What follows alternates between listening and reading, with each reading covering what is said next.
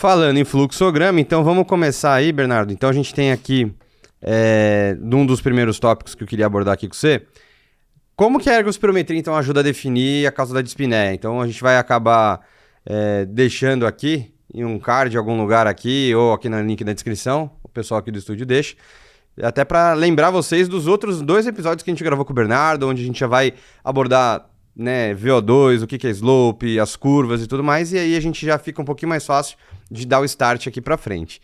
Então, como que ela ajuda a gente a fazer essa diferenciação aí, Bernardo? Perfeito, cara. Então, eu comentei com você ali sobre não pular etapas, né? Então, primeira coisa que você tem que fazer, pegou uma ergospiro na mão, é você entender se o exame foi máximo ou foi submáximo. Se o exame foi submáximo, você já começa a ter problemas para interpretar qualquer tipo de dispneia, né? Então, assim, vamos chamar exame de máximo aquele que tem as definições completas, né? Então, o que a gente precisa para chamar o exame de máximo? Isso a gente comentou da última vez. Então, é um VO2 que faça um platô, né?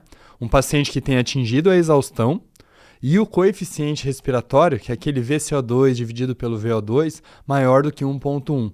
Então, são 3 critérios, você precisa de 2 de 3. Então, é a exaustão, o coeficiente e qual mais? E o platô do VO2 máximo. Boa.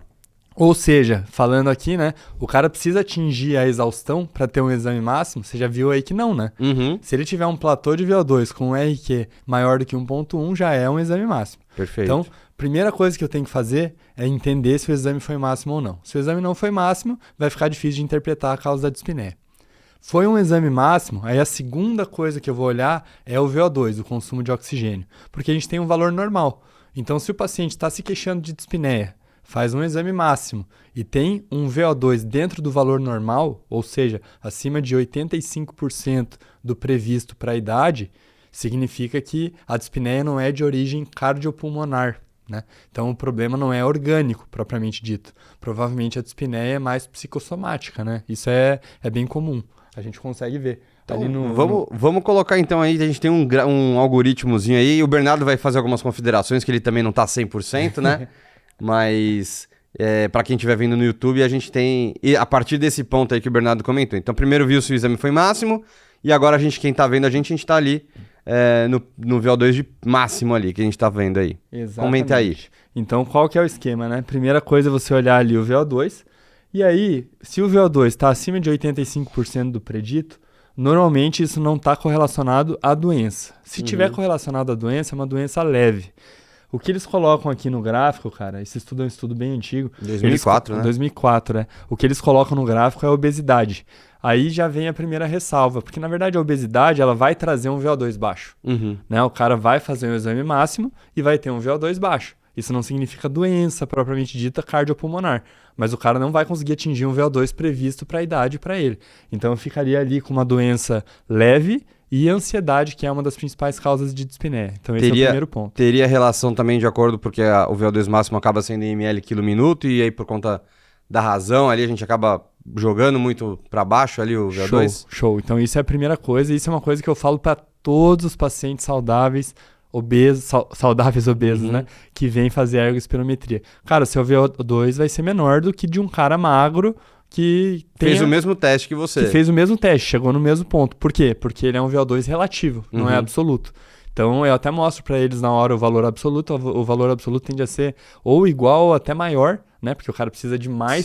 Sim, né? Então, mas movimentar mais carga, né? Exato. Mas na hora que você relativiza pelo peso, o número final vai ficar mais baixo. Então, pacientes obesos tendem a ter um VO2 menor, com todos os outros parâmetros que a gente vai comentar aí para frente, normais. Perfeito. Boa. Tipo uma superfície corporal maior, né? Acaba mexendo a conta por conta do peso. Exato.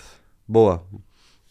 Então, primeira coisa, a gente olha o VO2 máximo lá, e aí se tiver acima de 85, a gente pelo menos não vê nenhuma doença circulatória ou doença pulmonar, né? Isso. E vai ficar entre ansiedade, que é não sei, na prática tem isso também bastante? Mais de 50%. É mesmo?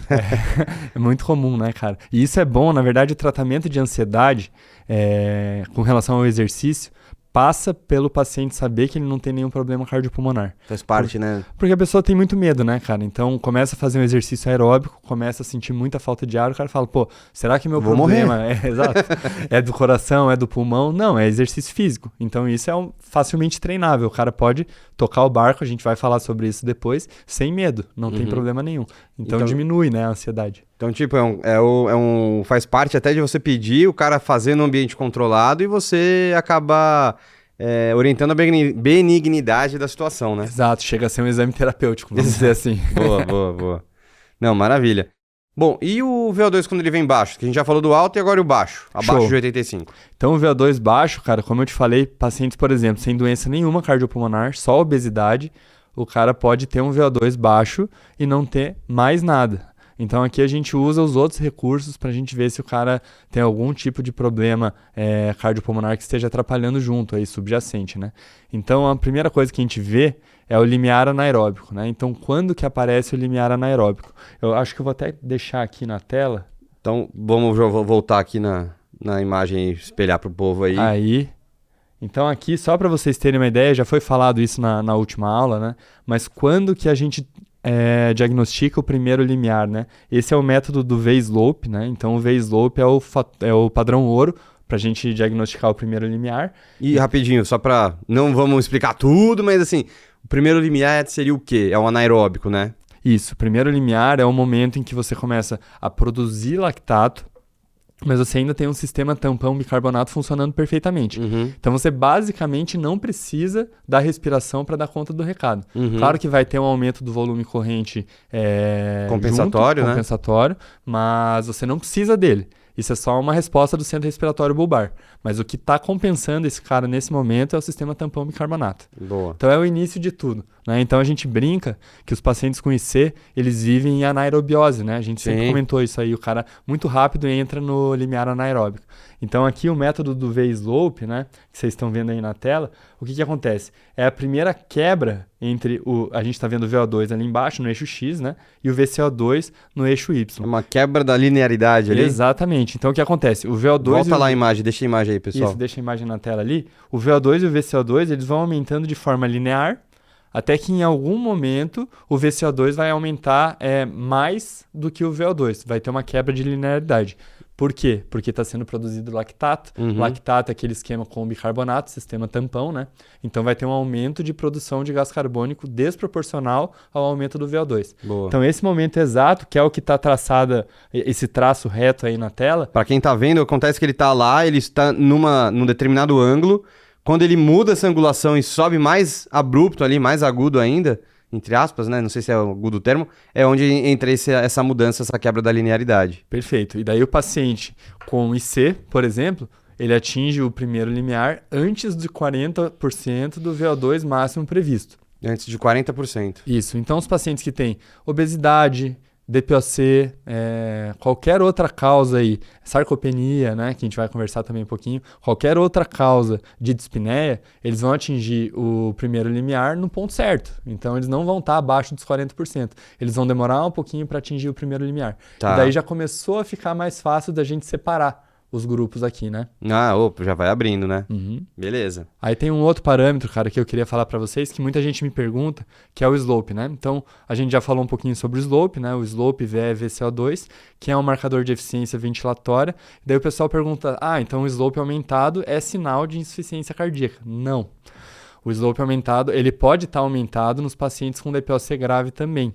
Então, você usar só o slope para dizer que é cardíaco ou pulmonar, aí o problema do paciente, está errado. Você precisa de mais informações.